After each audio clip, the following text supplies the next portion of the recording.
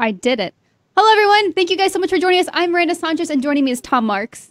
Hello. And we are here to talk about Artifact. I'm sorry we are late. This is my first time setting up a proper stream in our streaming room. It's very cool. Allows us to stream, but I don't know technology as well as I like to think I do. So let's get started. We already have a ton of questions. The first one I saw was, how do you make a baby? That's not one we're going to answer here, but we do want to know your questions about Artifact. I mean, obviously, we got to play it finally. Too Chipper, excuse me. Get out of here. Anyway, Tom, I'll let you lead the way. Yeah, we went to Valve last week, Miranda and I, along with a few other people from some other outlets, and we got to play 2 games of Artifact at Valve. Gabe Newell, I think the presentation is online, but Gabe Newell gave a presentation about the game, told us all about it, and then we sat down with a developer each and got to play through a couple of rounds. And just right off the bat, like, I really enjoyed it. Like, I thought it was very, very fun, very weird and complex and not just Dota Hearthstone. That was, like, a big question, right? Was, like, is this just going to be Valve doing Dota Hearthstone? And it's, like, very much not that. Another thing that we immediately learned when we walked in the room was that Richard Garfield has been involved in the project since 2014, I believe they said. So he's been Richard Garfield, the creator of Magic the Gathering, and I believe Netrunner too. He's been, this is like his pet project basically with Valve. But we came out of that and it was like, maybe Miranda, you disagree, but I think we're on the same page when we're like, man, this is a hard game to explain. Like, there's a lot going on. Yeah, it was surprising to see how difficult it was and like how much there was to comprehend. So when we went into this presentation, they gave us a 30-minute talk on like why they made it and their kind of motives for, I guess, development and getting back into game development at Valve. And then they're like, okay, so instead of explaining how to play the game, we're just sitting you down in front of computers with a developer here, and you're just going to play the game. And so that's kind of how we got to learn it. I like Xmas Baker says, sounds like Dota. Yes, that's kind of how I felt when I jumped into it, because like I've played card games before. Tom's more of our card game expert, whereas I have a lot of hours in Dota. I have like 1,200 hours and a lot more coming.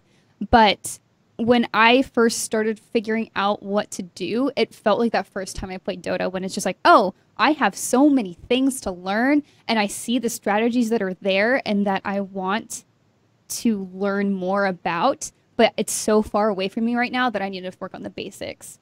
So should we go ahead and just start talking about those basics? Yeah, so real quick, Base Kyle in the Twitch chat, please do ask questions. There's a lot of you asking, but we will try to get to them as best we can, and we have some questions that came from IGN.com as well that we can answer there. I keep looking over to scroll through all of the things that we have going on for chat. So if you guys see me looking off screen, that's why. And Base Kyle asked, are one or both of you Dota fans? Yeah, Miranda is a massive, massive Dota nut. I am a card game nut. TI for 3 years in a row.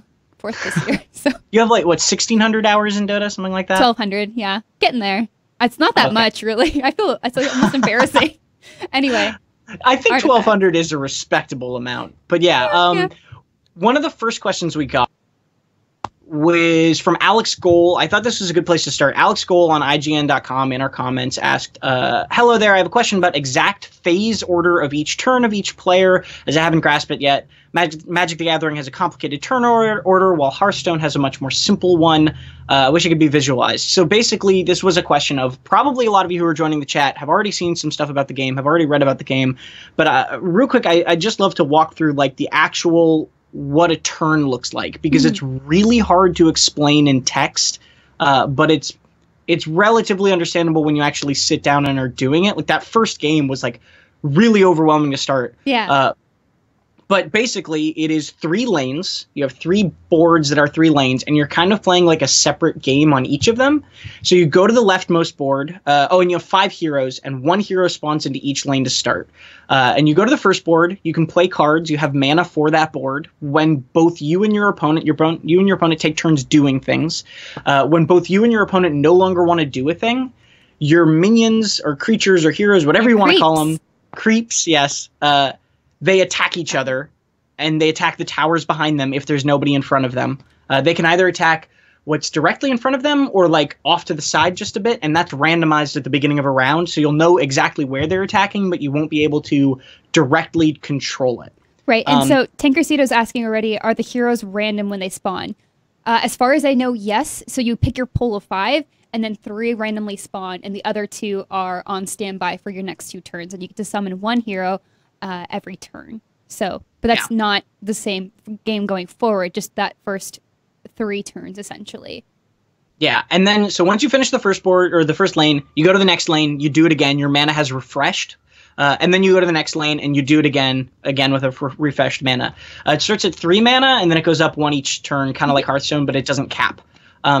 After those laning phases, you do a shopping phase, where it's every time you kill a hero or kill a unit in those laning phases, you get gold, and then you draw from or you can pay to buy items from an item deck that you've created. And those are things that you play onto heroes specifically that buff them and stay with them through death. So you buy these item cards, and then you go back into the laning phase, and you do it all again. And you draw, I think, 2 cards at the beginning of that laning, the whole laning phase. So that's the pattern of it, right? Is you do board 1, board 2, board 3, or board 1 fight, board 2 fight, board 3 fight, and then you do shopping and you go back in it. And if any heroes have died, they take a cooldown for a turn and then they come back. Yes. Except for special rules. So like this is all ignoring anything that you've influenced on the board. So certain heroes, like the new one, Rax, he doesn't have a cooldown essentially for coming back. So as soon as he dies, the next round you can bring him back. But he's also rather weak, so there are reasons that kind of balance out with that. Yeah, there was a question, how do you get gold? You get gold from killing either heroes or units. So if you trade, like in Hearthstone, like trading sometimes is like a really good thing. Right. But trading can be a little bit, it still can be good in this, but it's also can be a little bit risky because then you're also giving them gold. Right, heroes are worth 5 gold and creeps are worth 1 gold. Yeah. I also saw someone ask about maximum cards in a deck, and that there is no maximum. There is a minimum of 40, but there are no maximums to your cards in your deck. I think you can have a max of 3 cards of each type, so you can only have 3 of some spell or something, but you're not limited to how many you have of like each card, not each kind of card. So, yes. And there's also, this is a weird thing that this game has done also, is there are no limits to basically anything. Yeah, it's so weird. It's freeing in a weird way, right? It is. It kind of reminded me of Dota a little bit, and like Dota is like all in on their ultimates are just like crazy powerful, and like that's great, and it's like a similar-ish thing where there's no hand limit, there's no mana limit. The mana will just keep raising up on each of the lanes. There's no limit to the amount of creeps you can have on a specific lane. There's no deck limit, but anybody who's played Magic the Gathering should know that having more cards in your deck is not necessarily a good thing. Like Magic the Gathering has I believe it's 60 card minimum for decks and then no maximum the exact same way. But basically everyone runs 60 card decks because the leaner your deck is, the more consistently you'll draw into whatever your strategy is. Right. You got to have some sort of strategy there. Yeah. So when you hear no maximum, that's not like, it's not a completely new thing, and it's not quite as powerful as it seems, but it is very freeing, especially if you're new to deck building and you're like, I don't really know what to cut between these 2 cards. It's like not that bad to just add another one in. Right. Just kind of going back to another really great question. Simon90 asked, so far, we have only heard about purchasing cards and no trading, only market. What else can you tell us? So as far as we know, we only know about the market. We don't know about trading yet. But just so you guys know, we are for sure looking at all of your questions and then are going to send some to Valve. So whatever we don't answer here or that we can't answer personally or answer in our review, our preview, we're going to try to get some more feedback from Valve and see what they'll say. So we are for sure looking into these things. And the kind of unfortunate thing about this event is that we were learning so much. We were constantly talking to everybody the whole night, but we didn't get to, even now I feel like we didn't get that much answered, but we did. So let's get into some things that we can answer. Let's talk about the RNG, because a lot of people keep bringing that up, and I think that's a very fair thing to say. And Tom, I'll let you talk a little bit more to that, because I think you have a little bit more experience with how it relates to Hearthstones. Yeah, I actually, this was a question when I did a tweet on Thursday night, and I tweeted out some screenshots. People were asking me a lot about the RNG, and it was a question I put directly to Richard Garfield, who he's been in the industry making card games for a very long time. He wrote a book literally about randomness and variance in card games. And he wasn't really concerned. Like he believes that the variance they have in the game and the randomness they have in the game is a good level. Obviously, we've only seen 2 decks. We've only played 2 games. So it's like, take what I have to say with a grain of salt. But I didn't feel like the randomness was out of hand from what I've seen.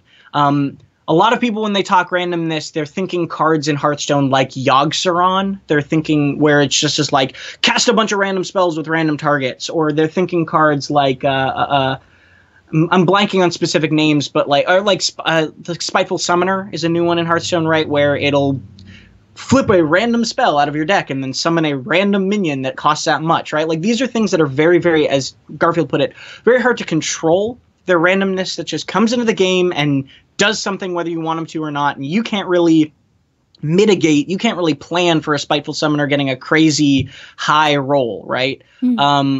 But I didn't see really any randomness like that in the games I played. Maybe we didn't see those cards, there's kind of that level, but the randomness you get is instead like when you're playing more creeps or heroes on your side of a lane than the enemy has, their position is randomized on the board. And then their targets are randomized between attacking straight, left, or right.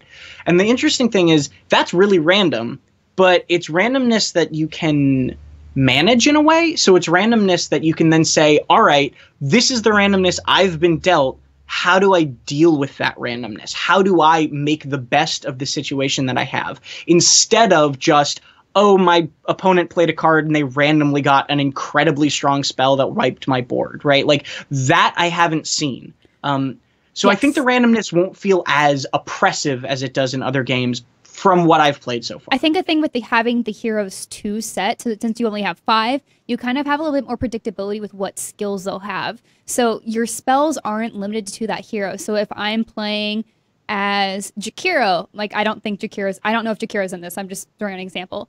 He's a dragon, he's got some cool fire and ice abilities, and if I throw out Macropyre, it does not have to come from Jakiro. If I have a CM on my team and she's also a same color card, and then she can play that card. So essentially the way this works is like you can kind of strategize for knowing how they're going to play, or at least what abilities they'll have because of the heroes they have in their hand. I also saw someone asking a little bit about, Christopher Kahn asked on YouTube, how are items in the shop determined during the shopping phase? So that's another part of randomness that you get in this game. So you have essentially 3 cards every time in the shopping phase, and they're all technically random except for the middle lane. So the far left one's your secret shop, and it's going to be something that's very expensive and very good, but you probably won't be able to get it till like a little bit later in the game unless you're real good at making money.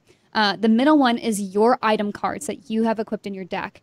And every time, if you can buy multiple cards that shopping phase, you can kind of keep going through all of your item cards. But if you buy something on the left or the right side, then those don't come back up again. You just get one chance to buy that shopping phase. But that doesn't mean they won't come back. And then on the right side, I really wish we had like a board. I'm sorry. I thought about that before we came in here. I was like, wow, that would have been really helpful. So then in the right side of the shopping phase board, you have a consumable item. So that will be your TP scroll or your clarity or something that'll kind of help you somehow maneuver your heroes or like help them regen either usually health or just return from the board. And so that's kind of how the shopping phase is for sure. And so you don't know what your opponent is getting either. So that, I guess, increases their randomness as well. And yeah, so shopping is pretty interesting. And I kind of found it as like this weird tactic of like, okay, if there is something from my item cards that I want to buy that first. And if there's something below it that's even better, buy that instead of a consumable or secret shop item if that thing is better for me. And so it introduces another part of strategy that I didn't really expect. It also, I thought that part was really interesting too, because there are weapons in the game and there are items in the game that are, like 20 plus gold. But there's a risk to you could just say, oh, the randomness, like this came up first and I can't get it. But like the risk of putting that in your deck and then not having the gold to get it is like a really interesting decision to make within that. So I didn't mind that randomness really either. There are a lot of questions, though. Yeah, a lot of people are asking about cost. We do not know. They just announced, like, we asked them like 3 times, like, hey, do you know how much does it cost? And they'd be like, we're not talking about that. I'm like, okay, sorry. But yeah, I asked like 3 people. And some people are also asking, are there recipes? In Dota, you have recipes to build items. As far as I know, no, there are not recipes. You just buy an item and you can equip it. So you can buy like a blink dagger and equip it on somebody, but you can also buy an armor item or some other utility item, and that can also override that blink dagger. So you get 3 item slots, and one of them can be override by other items you get, which can also be really tactical in a weird way too. It's the cost question is interesting because we have gotten a few times now. Like Miranda said, it is going to be free to play. Wait, no, excuse me, it's not going to be free to play. I'm sorry, I'm ill. But we know there are going to be packs, right? So there are certain things we can kind of infer, and we're definitely going to bring you this news as soon as we get it.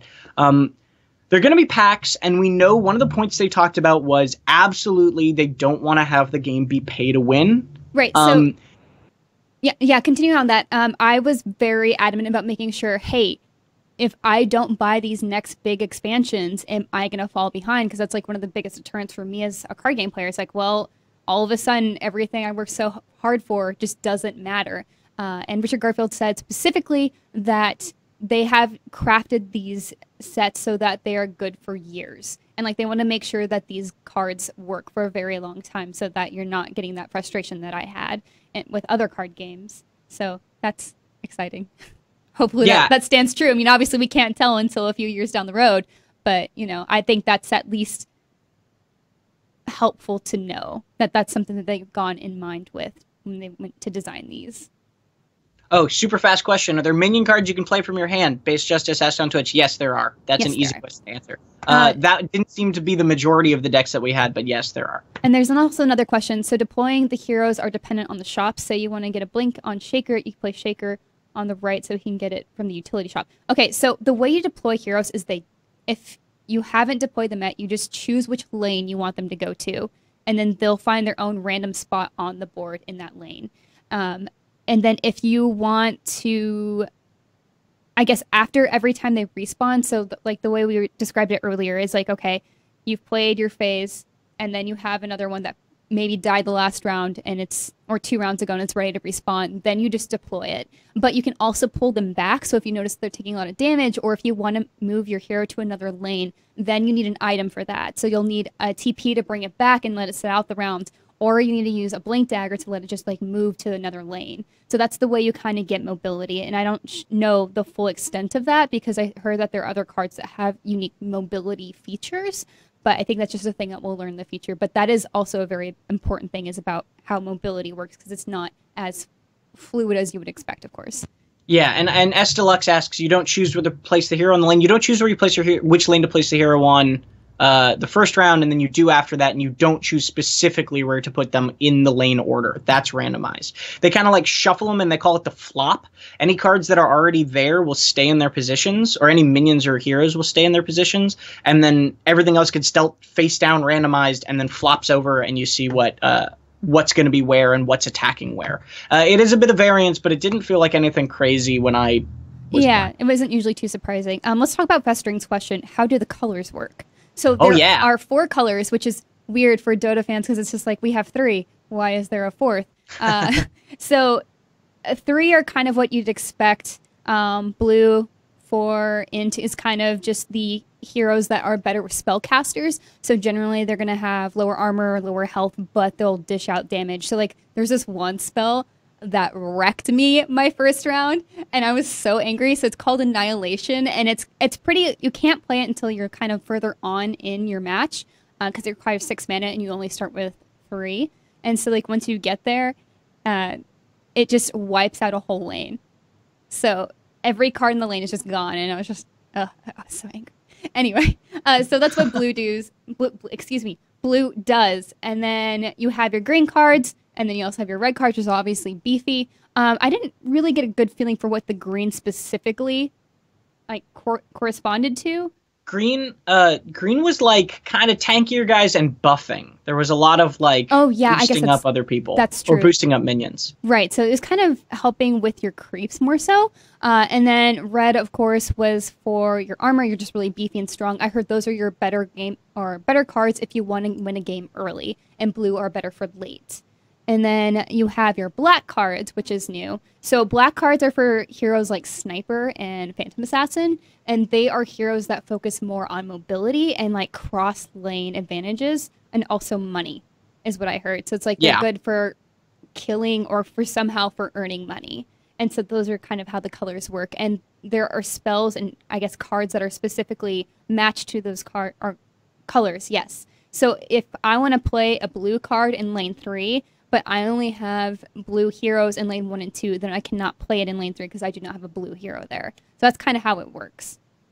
And I think Richard Garfield told me that they actually based each of the colors kind of loosely or generally on different D&D characters or D&D classes. So like the red, I believe, was Barbarian, blue was Mage, black was Rogue, and green, I think, might have been like Druid. I don't remember exactly, but he said they were kind of loosely based on those. So that's another way to kind of think about kind of how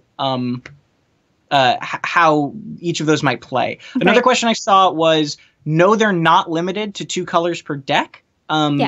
There's you can have all red heroes if you want. You could have a monocolor deck, or you could have 2 colors, you could have 3, you could have 4. It's totally up to you. The decks they built for us were 2 colors. Yeah. And then let's see what else we got.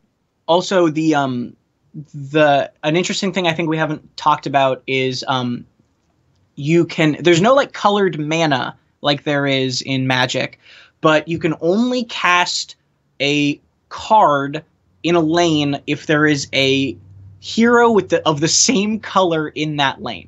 So if you want to cast a blue spell in a lane, and there's some spells that can be cast onto other lanes, so there's ways to get around this. Mm-hmm. But if you want to cast a blue spell in a lane, you need to cast it from a lane that has a blue hero. Right. And yeah. Also, heroes come with a few of their own cards. So you have 5 heroes. Each hero has a unique card that they come with. And 3 copies of that card are automatically put in your deck when you choose that hero. So 15 cards in your deck are these unique to the hero cards. So like we saw one with, I can't remember who it was, the person that uses Eclipse. You're the Dota person. Luna. Yeah, Luna. Luna had the Eclipse card, right? Where she could... she got like charges. She charged up every time her ability activated, and then you could play a specific card that was specific to her that would get stronger the more charges she had accumulated. Right. So some people were asking if they have ults in here. Yes, they do. Yeah. And then I have 2 quick questions to answer fast. S Deluxe asked, what color was Annihilation? It was a blue card. And then where else was the other one? How long was one game? So that's interesting because ours were very long because we were learning how to play this game and there was no timer. But we have been told that there will be a timer on turns in the, I guess, normal games. And then you can play custom or against a bot without timer. So if you need to learn. But I also heard that games can take like 15 minutes or so. So it's not going to be an hour long like Dota, or 2 hours, God forbid. They said they said that it was like a half-hour long game when you're learning, and then like in pro play you see like 12 to 15 minutes. So it's still not a short card game, right? Like there's definitely card games that are quicker than that. But yeah, it's on the longer end. But I think probably, like you said, once timers are in there, once you've learned it, it'll be a little bit quicker. Right. Domcos. Let me see. Domcos Stream asked, can you explain the situation with Garfield approaching Valve? I'm assuming he reached out to Barnett or Newell with the project first. How all polished was the concept we see now when he came to Valve? So did he approach Valve or did Valve approach him, I thought? I think they didn't specify specifically who approached who. I know that what they said is that Valve really wanted to work on a game with Richard Garfield. Yeah. Whether that means that he came to them and said, hey, let's do something, or they came to him and said, hey, we want to work with you, we're not sure. But very specifically, this was like Valve wanting to work with him. Mm-hmm. and they said they were paper prototyping from 2014, and it was always like Richard Garfield and, oh man, I'm forgetting his name, Brandon something from the Valve team. That now I feel terrible forgetting his last name, but they said they were paper prototyping it for a long, long time. Yeah, and I heard someone saying they've been playing this for like 2 years or something. I was just like, what? How? Actually, another interesting tidbit from that is that they said they came up with the heroes idea and the lanes idea before it even became a Dota card game. So like Right. this was initially they wanted to make a game like this, and then they were like, oh, Dota fits well for this. Right. Base Kyle asked, how does Source 2 feel like? Was it really smooth? What do you think of the animations? It was gorgeous. Yeah. Yeah. I mean, I'm sure we're playing very high-end PCs, and it looked, yeah, beautiful. The imps rocked. Yeah. They're little deck imps Yeah, that like deal your cards and if joke you- around. They're great. Yeah, if you go to a screenshot, you'll see these little imps on the top, bottom, and left for like each one. I think you have a blue and there's a red. I really hope they become couriers in Dota. They are adorable and very emotive, and like they just kind of help you draw your cards, and they just serve as like a person there for you. And I kind of hope they make that a customizable thing in the future. That'd be kind of cool. Yeah. Well, there were a couple questions about that. Kofer asked any cosmetics for her imps cards or game board. We don't really know what the cosmetic scene is going to look like. Yeah, they said one potential thing would be like a pro player signing a card and then that being on the market. Yeah, which is kind of cool that they're going to have stuff like that. So I think the safe bet is almost certainly they'll do a lot of the things that you kind of imagine makes sense, like probably card backs, right? Like cosmetics that way.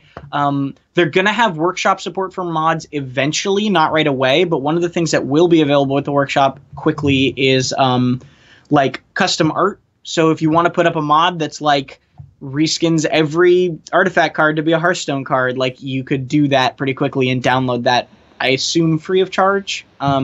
Maybe they mean more art cosmetics like they do with Dota and TF2, where they'll sell them, or CSGO, where they'll sell them and you'll have to like buy them through, vote on them sort of thing. We don't 100% know yet. Right. I'm tired. Robbie has a good goof. Can I just jungle and ignore my team?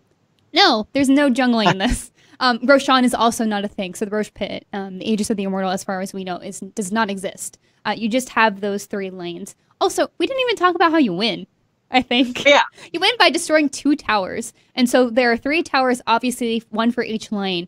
But you can either strategize to just dominate one lane and get not the first tower down, which is 40 hit points, and then the second version of that tower down, which is 80 hit points, or you can just take two towers from any lane. And so that's kind of the win factor here. It's kind of cool, too, because you can, like, if you lose a lane, then this 80 health tower pops up, and so the enemy can still keep attacking it, but also you can just be like, you know what, that's too hard for them to kill. I need to spend my resources somewhere else and try to refocus. So there is a level of, like, you can't just completely give up a lane, because then they'll just kill both towers and win. But there is a level of, like, sort of lightly defending a lane and focusing on the other 2. That's what I did usually. I was like, this one's a throwaway. These are the 2 I'm focusing on.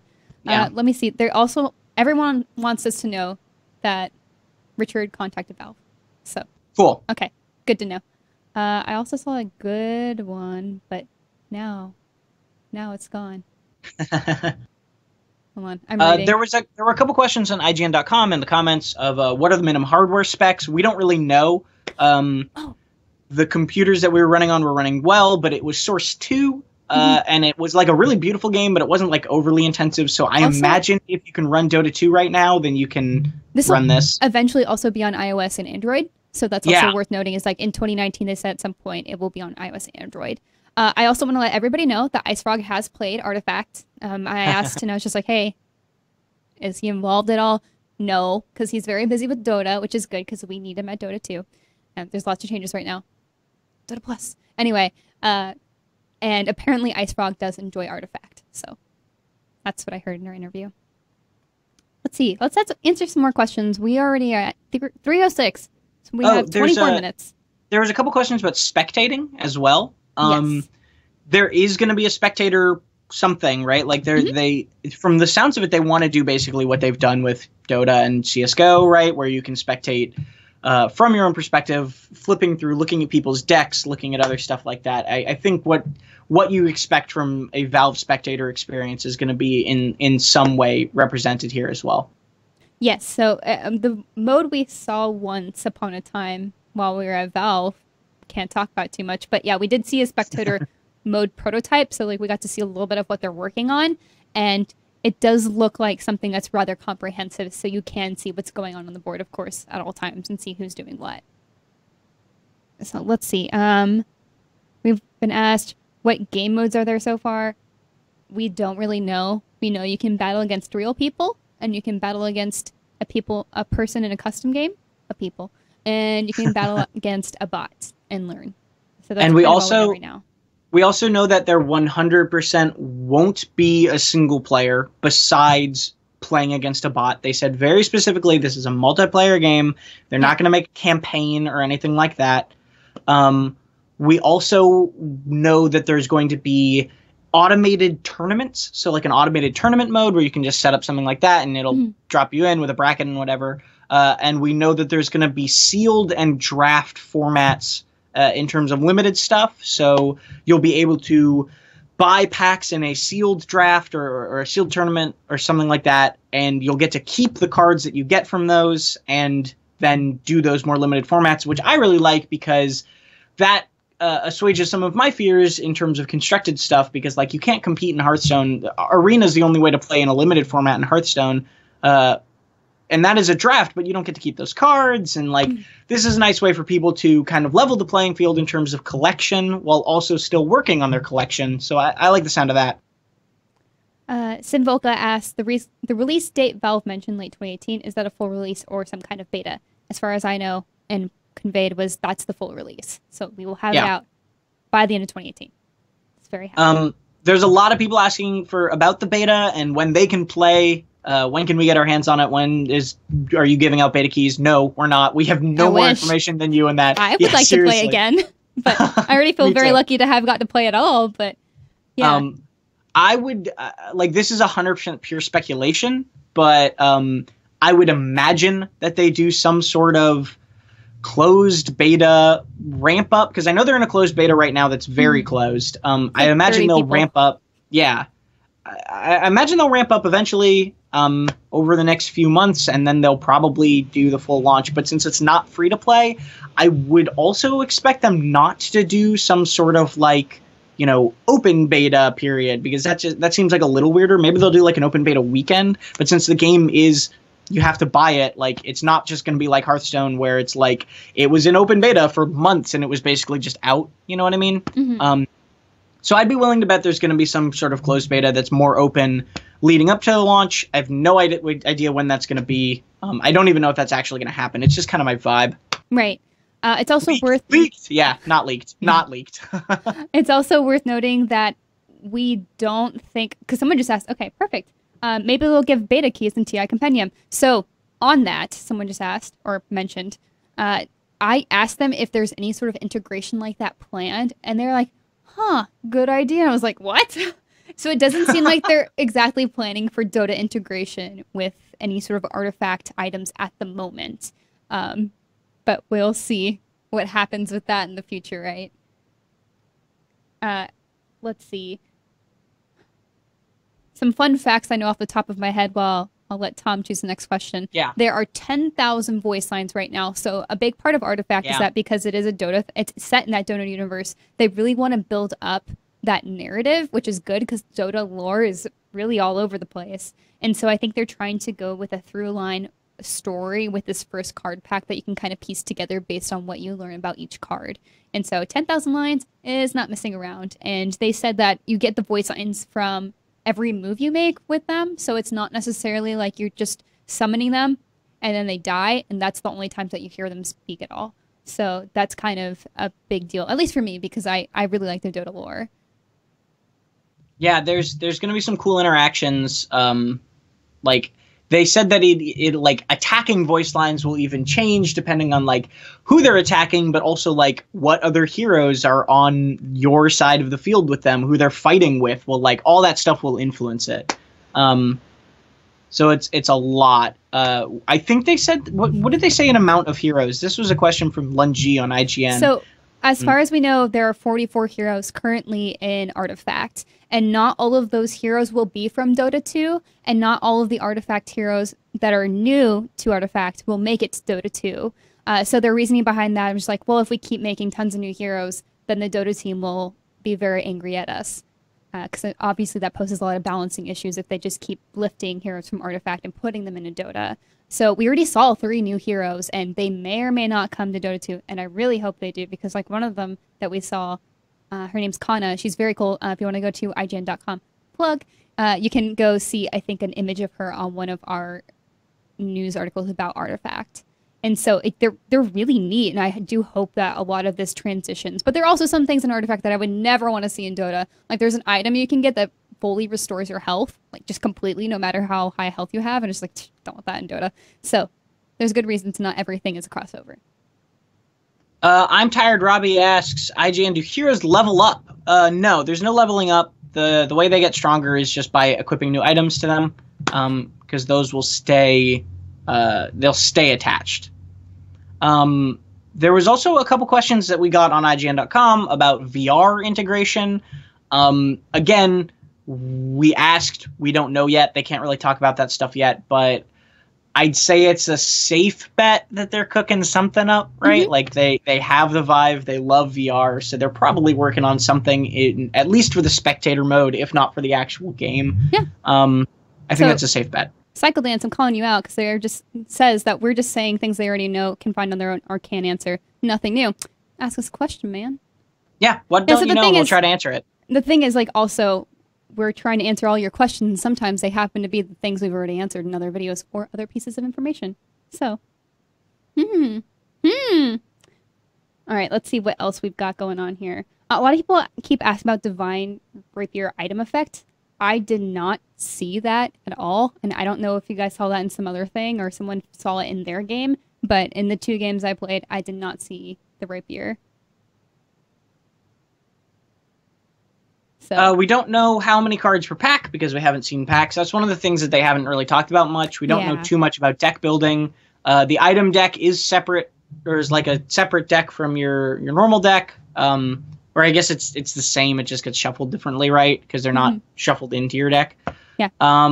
So Malice Mage is asking if there's going to be any footage today. Unfortunately, no, but I have some disgusting off-screen on IGN.com from an Instagram story. So if you want to see what this looks like somewhat practically, there's that. I also do plan on pulling the screenshots out that we received and kind of writing out exactly what every piece of the board is in IGN Wiki. So I will do that sometime soon, hopefully.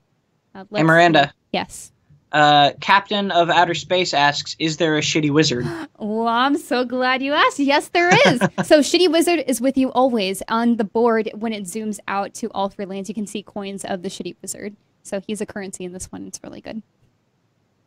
Oh, here's a cool question. Bobby EZR asks, can you tell us your impressions of the pro game you watched? So yeah, as I think Miranda mentioned, after we got to play, we got to watch a kind of in-house tournament that they were just running for their own kind of research and learning about it and all that sort of stuff. It was interesting. It was very hard to follow because it's always hard to follow a complex game that you've only played 2 matches of, right? Like it was tricky that way.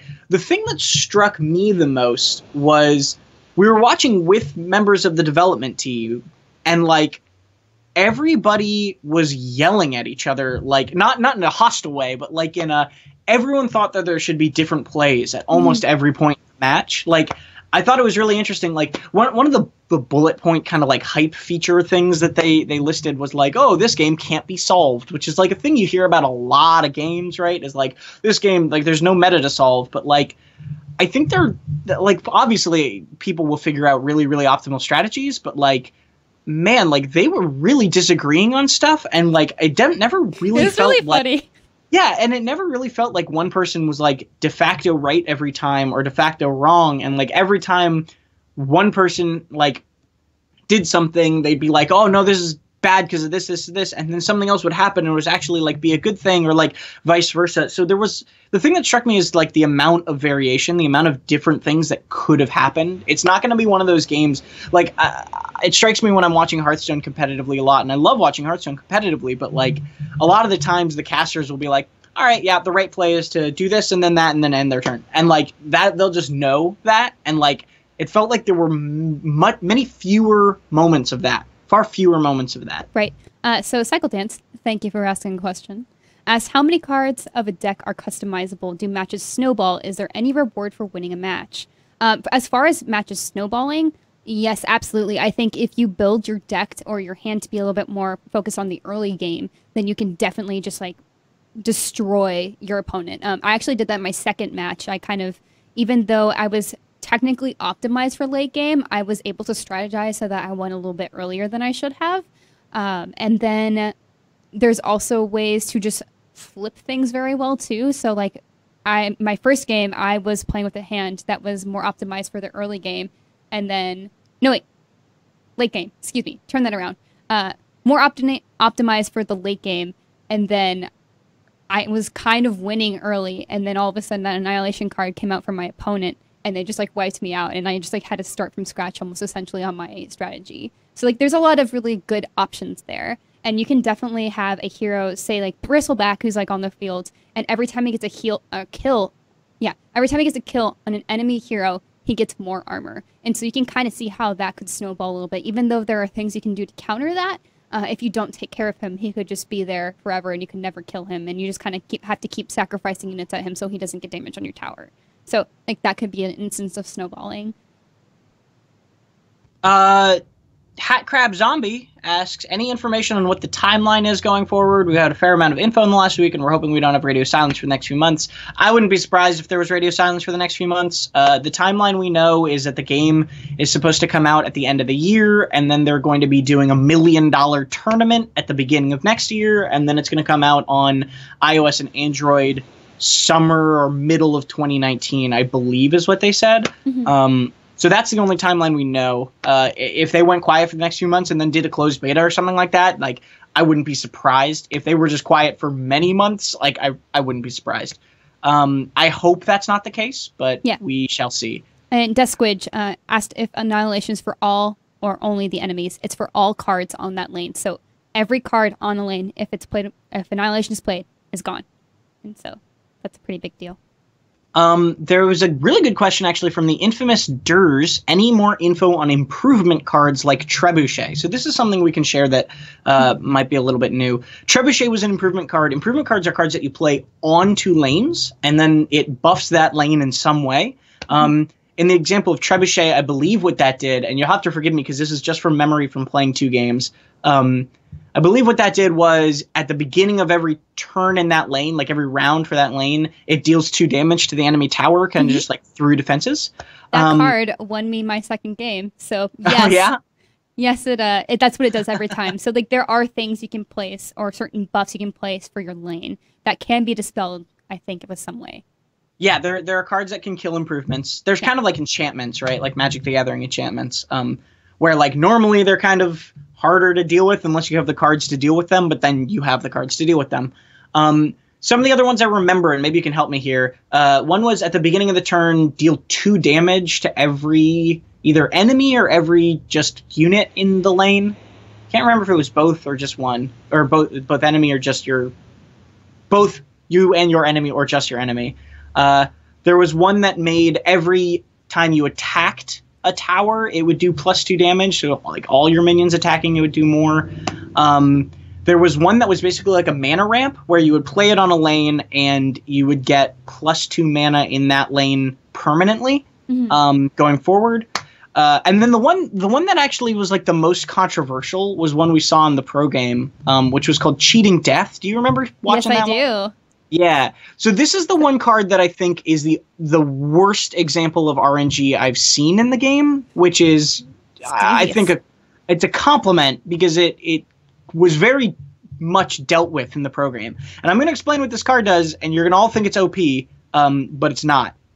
Or if it is, it's not as bad as you think it is, because there's ways we saw to mitigate and to play around it. But Cheating Death is an improvement where when a hero, is it hero or is it minions too? I can't remember. I think it's heroes and minions. Okay, so when a hero or creep dies in that lane, there's a coin flip, and there's a 50-50 chance that instead of dying, it will just come back with 1 health. And that will happen every time for every friendly minion in that lane. So long as you have a hero card of the, I think, green card in that lane. Exactly that. Yeah. So you have to have the hero there. As long as you have a hero of that color in that lane, it'll keep doing that. And just to note, this was in beta. Obviously, they're working on tweaking a lot of things. They said, like, oh, hey, that card doesn't have art yet. So, like, you know that we're still obviously very much working on making sure this is balanced. So that was, I think, the most dramatic example of that. That was a pretty extreme one, but we saw that in the tournament and we were like, man, that's completely stupid. And then they were playing with it more and we watched games with it and it didn't seem as bad as my gut reaction made it seem. Mm-hmm. So yeah, there is that card. The other thing that's crazy is, like I said, since everything stacks in this, right? No, there's no hand limit, there's no lane limit for creeps or anything like that. If you put 2 cheating deaths on a single lane, it would roll twice. So if it rolled and they died, it would roll again. Right. Which is just kind of nuts. It's crazy how many of those there are. So there's also one where, what was it? It refreshes your mana or something? There was one that refreshed when you played a spell. It would refresh the mana for the lane. I can't remember exactly what that improvement was. I don't think I saw that one. So I'm going to answer a quick question. Malice Mage, were you at the Gabe Newell presentation? Yes. If so, why is there no footage? No one's under NDA. Nothing came to this meeting. Well, please understand that we're also furiously writing while that was happening, and we did not know that Gabe would be presenting there.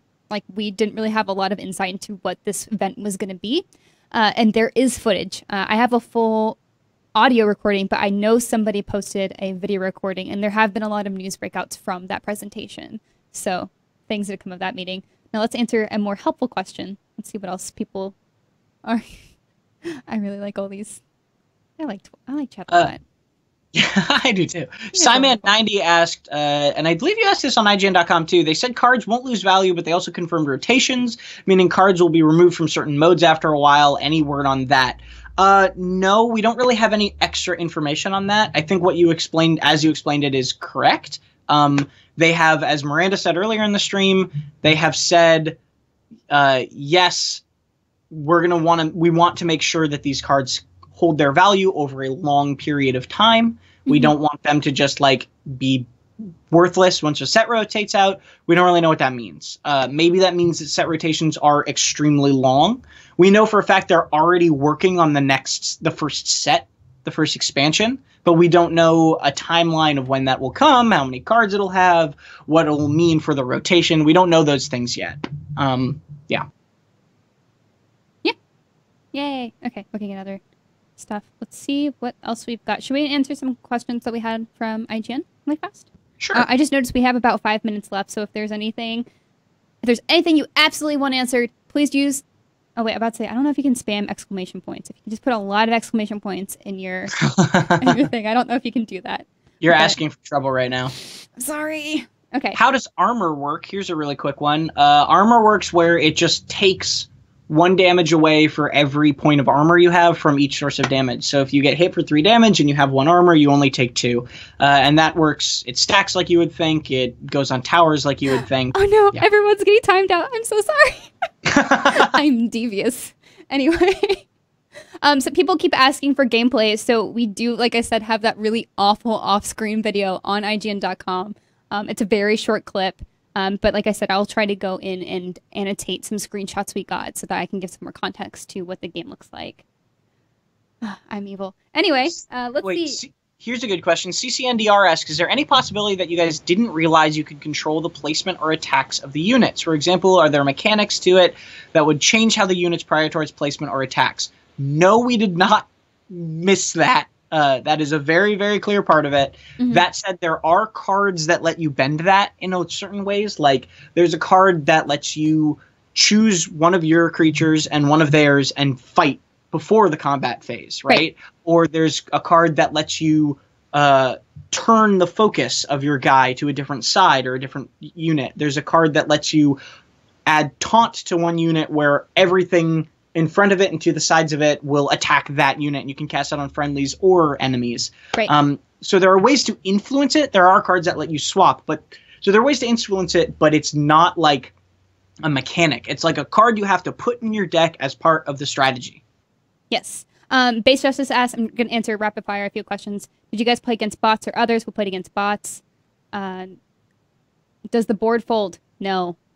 You can see the full. You can see the full. Oops. You can see the full board if you zoom out, but you can also just focus on individual lanes. The Morphester asks, "Do you think Artifact will be as hard for new players to get into as Dota 2 is?" Potentially, it was quite challenging, and there was a lot to learn. And since there's going to be 44 heroes off the bat, you're going to have a lot of options for what strategies you want to compile. And like I think unless you're dedicated to learning all of this, it's going to be really, really hard for you to enjoy. So you're going to want to invest a lot of time, I think, in this. I even know for me, knowing Dota at all really helped me learn this game a little bit faster, just because I kind of already understood a lot of the hero abilities, or like just why certain things happened or why things would make sense in the context of Dota. But that being said, I think you can still come into this game and understand it without knowing Dota. Let's see what else we've got going on. Yeah, I know very little Dota, and I didn't have any trouble just enjoying the game. And yeah, I think that part of that question too is like, yes, it is a complex game, but it was not one that was overwhelmingly impossible to learn. It felt achievable once I got it, and there's a lot of strategy to it after you kind of get the basics. Weaselod asked, any idea what percentage of games won by destroying 2 towers versus destroying the Ancient? So the Ancient is revealed, I guess it's in each lane. It's weird. Is that 80 tower, essentially? I wouldn't consider it an Ancient, but maybe it's supposed to be.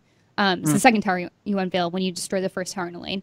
Every time I won, I destroyed 2 towers in separate lanes. I never destroyed the 2 layer of towers, or the second layer tower in one lane to win. So that's how I always saw it won too in the games that we watched as well. So I don't know if they're going to try to change that in any sort of way to make that more of a common factor. Let's see. There's a question, is there a visible... There are a couple questions about this, about turn order, going first move advantage, all of that stuff. I don't remember specifically, like, I don't think there was a huge kind of balancing mechanism. One of the things that does happen is if you play a spell, your opponent gets to go first on the next turn, or like the next board. Yeah, so there's a way you can manipulate turn order by essentially passing your turn. And you can use that for a really strategic way. So say like you want to use Annihilation first in the next one, so you just pass and don't like let anything happen.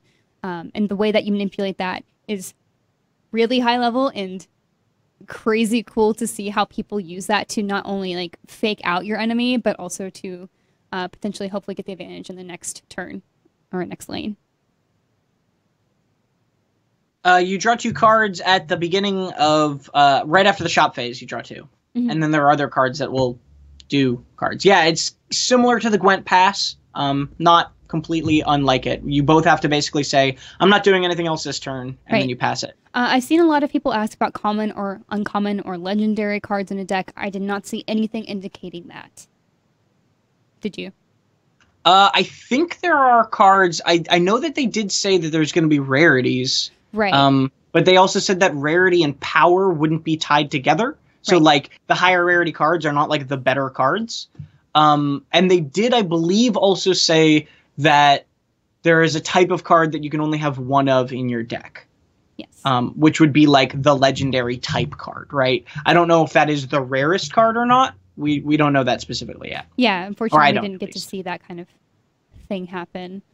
Can you play Pot of Greed? No. You goof. I wish.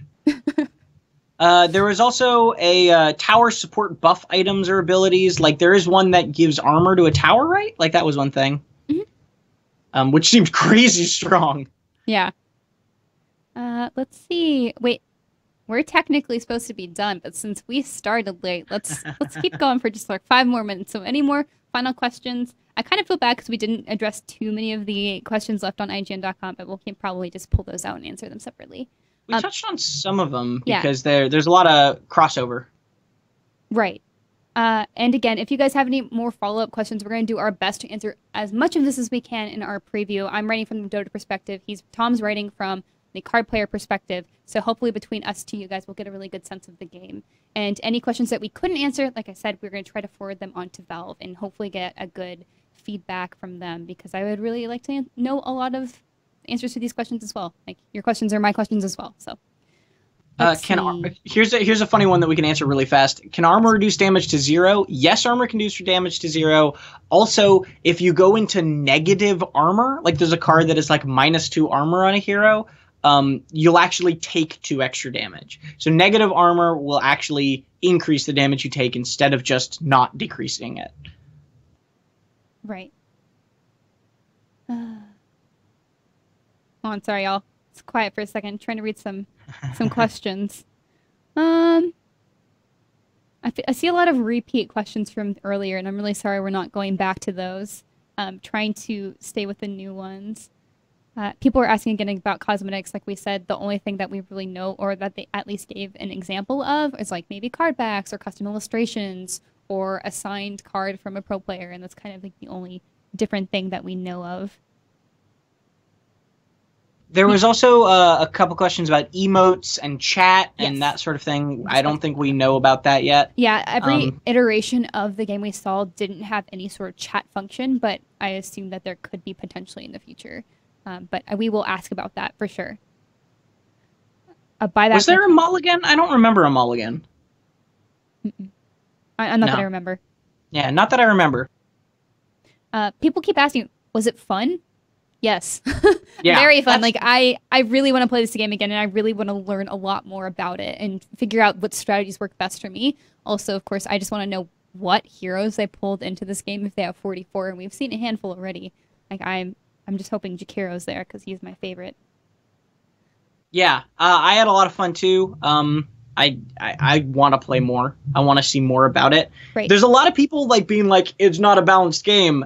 A, you haven't played it. You haven't even seen it. So you cannot make that judgment. B, I have played it, and you can't make that judgment off 2 games, right? Like, this game could be horribly imbalanced, but from the 2 games I played, it didn't seem crazy, but there's like, it's so impossible to tell, right? You need to be playing a lot of this game to determine if it's balanced or not. I don't think there's any real way to make that call yet, and I think anybody who is just being a troll. Right, it's kind of unfair, too. It's like, it's not even out, guys. They're still in beta for a reason, because they're working on it. They're working on it. All right, let's see. Any final questions? We pretty much have time for one more. We got 2 minutes left. I'm very glad that people are a fan of Jakiro as well. Can you deny? Oh, sorry. Well, real quick, there was a couple questions about strategies the pros used. The only one that I really remember was one where they did an attack that did AoE, so it hurt everyone, and then you could play this card called, I can't remember, like something Hunt. I can't remember the name of it exactly. Oh, I know exactly what you're talking about, but I don't remember what it was called.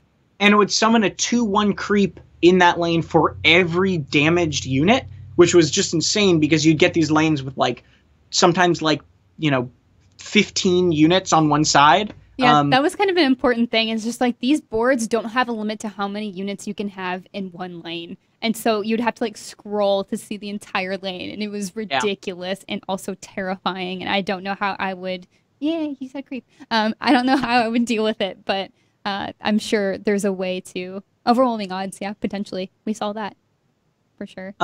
Yeah, and that was funny too, because then that person got the item that added 3 armor to their tower, and literally all of those 2/1s did 0 damage. Yep. Like, so there's a lot of counterplay like that, right? Like, it's funny. Yeah, for sure. Okay, well, we have 1 minute. Last question. Let's see. Here's a good question that we did get asked on IGN, which is like, why is Valve making this game? And honestly, that's the question we didn't ask or answer for sure. It's because they wanted to. Like, that's literally what they said, is they were like, they work on the games. They don't look at budget reports. Literally, they looked at no, like, financial projections about what this game would do. They said, Gabe Newell said, I have not seen a projection for Artifact at all. It's real weird. Yeah, it's very weird. But he was like, they don't care about that. They basically this was the game they wanted to make. And so they decided to work on this, right? Mm-hmm. Like, and you can disagree with that or be upset by that, but like that's their company and they're going to do what they want. But the thing is, they are making more video games, not just Artifact. They are making other games. And so people like keep saying, it's like, why is this not Half-Life 3 or one of the other third iteration of a game that I want? And it's because they were working on hardware is their big reasoning. It's just like, hey, we weren't making video games because we were working on hardware, so we could be at a space where we can make whatever games we want. So maybe with Source 2 happening and like a lot of other stuff they have done, we'll see more games come out sooner than later. People are like Half-Life 3, and I always love seeing the really very goofy associations with Gabe being on screen and Half-Life 3, and how somehow just him being there makes that a reality. But anyway, keep that up. Any last words before we close out the stream? No, be sure to stay tuned on IGN.com for more of our coverage of Artifact. We are both like it a lot so far. Hopefully we're going to get a chance to play more of it in the coming months before it comes out.